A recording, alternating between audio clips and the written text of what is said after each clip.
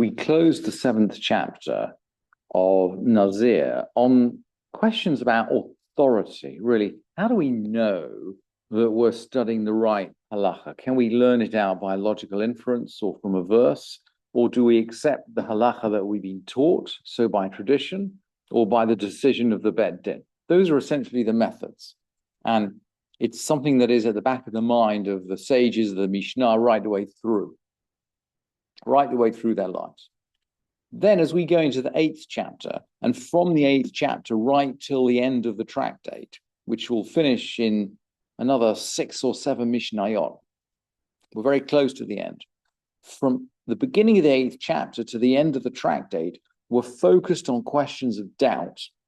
So not, so to speak, the larger doubt as to how we know whether we're studying the right halacha, but the micro level doubt, the subject matter doubt as to what is the status of this particular Nazir? What's going on with the particular Nazir? And the Mishnah begins, Shnei Nazirim she'amru lahem echad, ra'iti echad mikem v'nitama v'einei v'eini yodea eza mikem. We got 2 Nazirim, we got 2 Nazirs. And someone comes up and says to them, I saw one of you defiled. I saw one of you's come into contact with a dead body.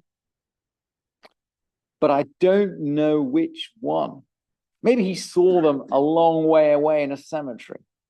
Maybe there's something like that, or maybe he can't remember which one he saw. Anyway, he saw one of them in contact with a dead body, and he doesn't know which one. And by the way, I am presuming here that neither one of them contradicts him. Maybe they both were walking in the cemetery. But if there were a contradiction, clearly, we'd reject the evidence of just a single witness. But it seems neither of them objects in this situation. They agree that one of them has broken their vows, but they don't know which one. So one of them actually needs to shave on the 3rd and the 7th, to be sprinkled on the 3rd and the 7th days, and then to do the shaving and the sacrifice of uncleanness, as you would if you come into contact with a dead body.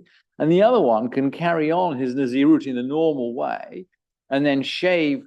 The Mishnah says shave in purity, but the Mishnah means he can shave in the normal way for the end of Nazirut and bring his sacrifices for the end of Nazirut. So each one of them needs to do something different, but they don't know which is which. That's the conundrum which the Mishnah brings at the beginning of the 8th chapter. So what are they going to do? Muvi'in korban tuma ve korban tara. So they bring both sacrifices. They bring one sacrifice for tuma, for recovering from defilement, and one sacrifice, well, the Mishnah says korban tara, sacrifice for purity. When the Mishnah says this, it means the sacrifice for a pure Nazir at the end of his term. So essentially, they bring one sacrifice for each of them. Ve'omer, and he says, all the commentators here say only one of them says this. And of course, it's in the singular, Omer, he says. But it would seem to me rational that both of them actually recite this individually. Anyway, the Mishnah says, he says, and most readers assume only one of them says. So they must choose somehow. Anyway, one of them says, Im ani hu hatzameh, korban tuma sheli, ve korban tara shelach.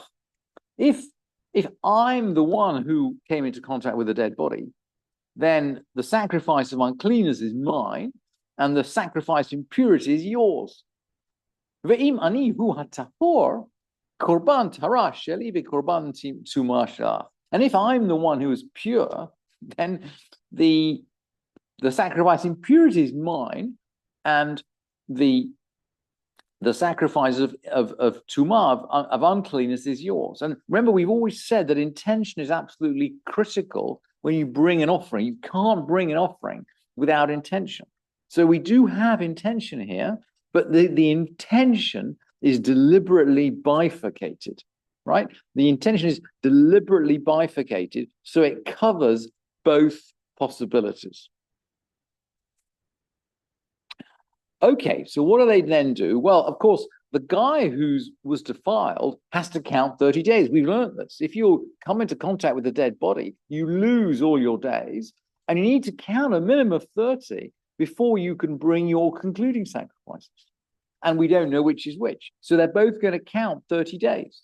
Vesofrim shloshim yom, they count 30 days. Umuvin korban tara. And then they bring the purification offering. So then they bring the concluding offering. So we've already brought one, if you like, uncleanness offering and one purification offering. Now we're going to bring the second offering in purity, so to speak, the second concluding offering. So korban tara. So they bring the sacrifice in purity, and they say, he says, again, it's in the singular. Seems to me both should say it, but it's in the singular. If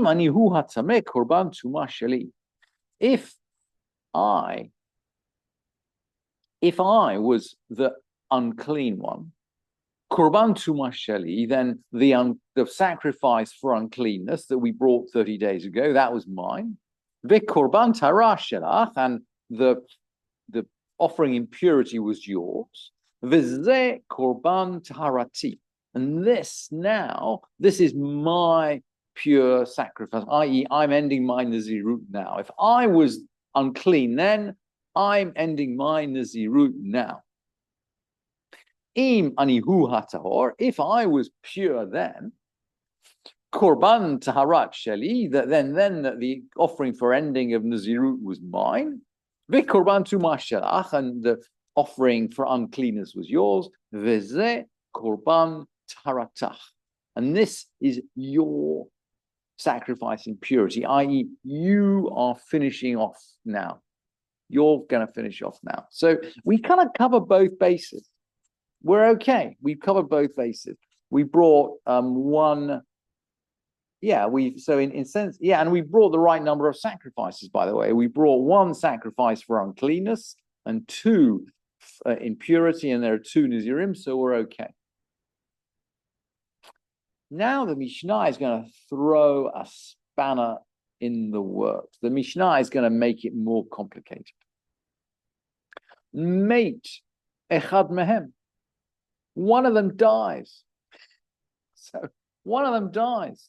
So this witness has shown up, and he said, "Oh yeah, I saw one of you became unclean, and I don't know which one, and one of them's dead." What are we going to do? Amar Rabbi Yehoshua. So Rabbi Yehoshua's got a theory. He's got a proposal. I'm not sure whether this would work in practice, and the rabbis are not certain whether it worked. But let's just hear his proposal. Amar Rabbi Yehoshua, Yivakesh me'echad min hashuk. They should go out in the marketplace and find somebody. It's like going to find someone to make up a minyan. So they're going to go out in the marketplace and they're going to find somebody. Sheyidur kenegdor Nazir, and find someone who's going to take a Nazir vow with him. So let's just get someone to be a Nazir. The Yomar, and he's going to swear a really special kind of Nazir vow. Im tamneh haiti hareata Nazir miyad. If I was unclean, you're going to be a Nazir straight away. Ve'im tahor haiti hareata Nazir lachar shloshim yom.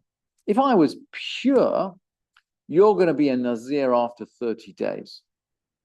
So we're going to conditionally, we're going to have a sort of conditional 30-day time lag on this Nazir who we're going to just pull from the marketplace.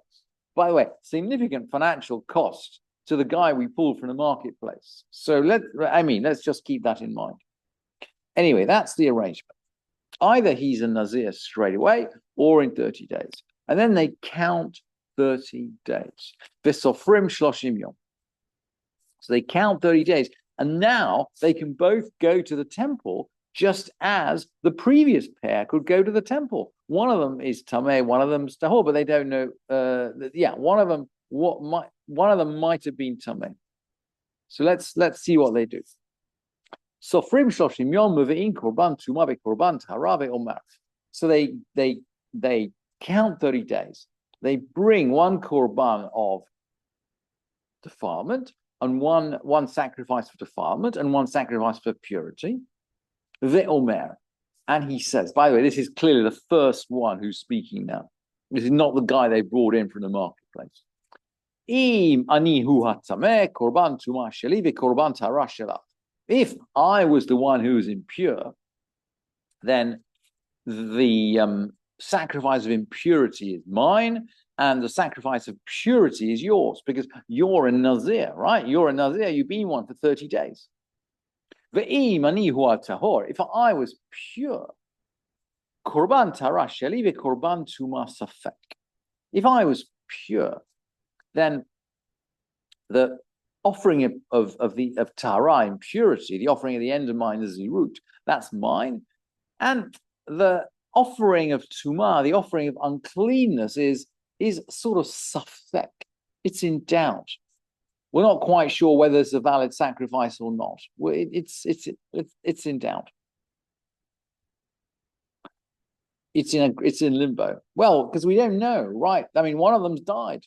One of them's died. We don't know whether the dead guy was the Tameh or the Tahor. We don't know whether the dead guy was the one who was pure or impure. So clearly the sacrifice of impurity is dubious. Okay, so we've got through the first 30 days. Vesofrim shloshim yom. So they're now going to count another 30 days. Remember, we've got our second Nazir from the market. We got to deal with him too. He's got to bring his sacrifice. In korban tara. So they bring a sacrifice in purity for the end of his Nazirut. Ve'omer, and he says, if I was tameh, korban tuma sheli ve'korban tara shelach. If I was tameh, then the original pair of sacrifices, the one for impurity was mine, the one for purity was yours, you're a real Nazir, and now I'm finishing off my period of Nazirut. Ze korban tarati. This is my sacrifice at the end of my Nazirut. Im anihu atahor. If I was pure, korban tara sheli, ve korban tuma b'safek. If I was pure, then when we were in there 30 days ago, the sacrifice of purity, ending the Nazirut, that was mine. And the sacrifice of uncleanness was in doubt. We can't do anything with it. V'zeh korban taratach. And this we're bringing today is your sacrifice in purity, finishing off your Nazirut. So we cover all the bases again. Really interesting that the Mishnah chooses to go through this kind of tortured logic. I mean, it's an extraordinarily kind of long Mishnah. And by the way, we haven't got through to the end yet. But as I mentioned, from here right till the end of the tractate, the Mishnah is really interested in questions of doubt, questions where we don't know what is going on.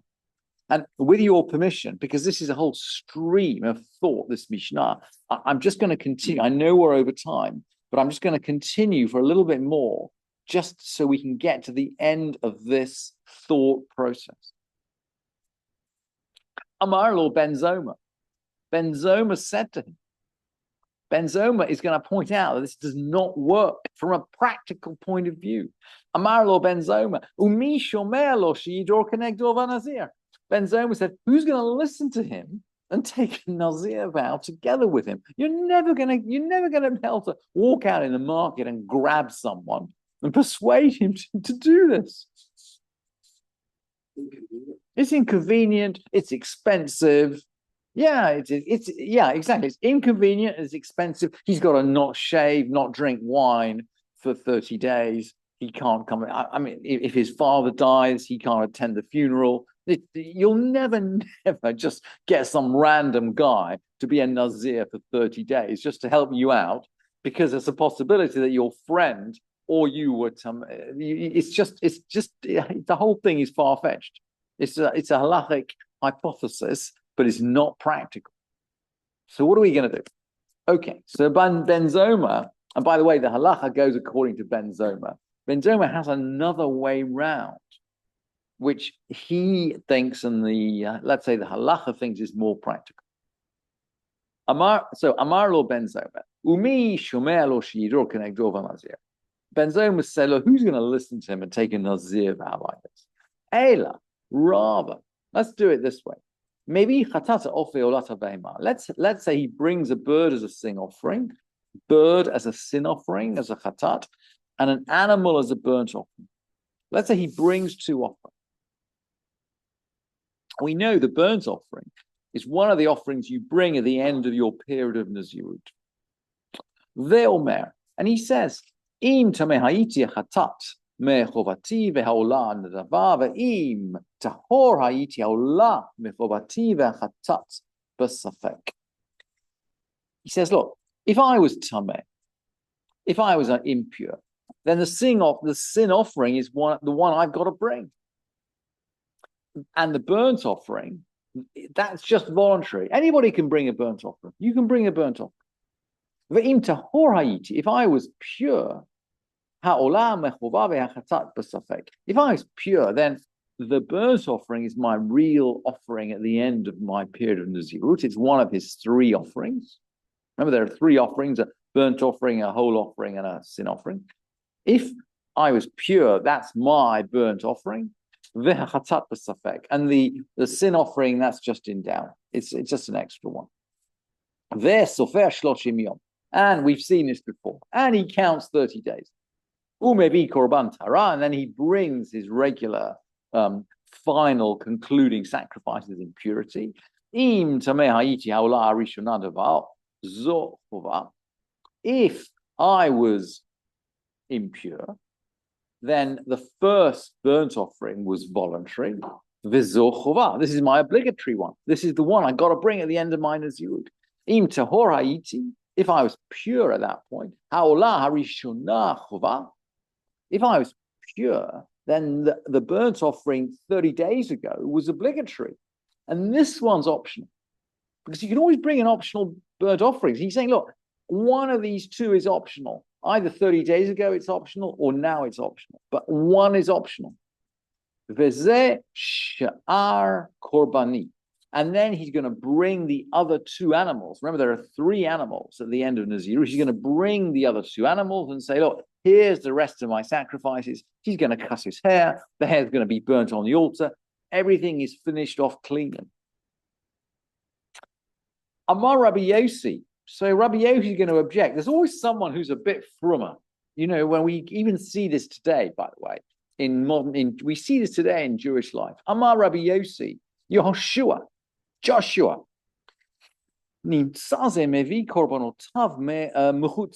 Joshua, the result is he brings his sacrifices half at a time, because there are three sacrifices, and of the three, one of them might have been brought 30 days early.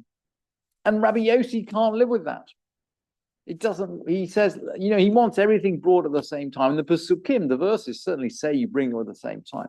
But hang on, we got to be practical here. We got to be practical here. Aval hodu chachamim ledivrei ben Zoma. The sages agreed with Ben Zoma. We're not going to be super from. We are going to agree with Ben Zoma, who had the practical way out.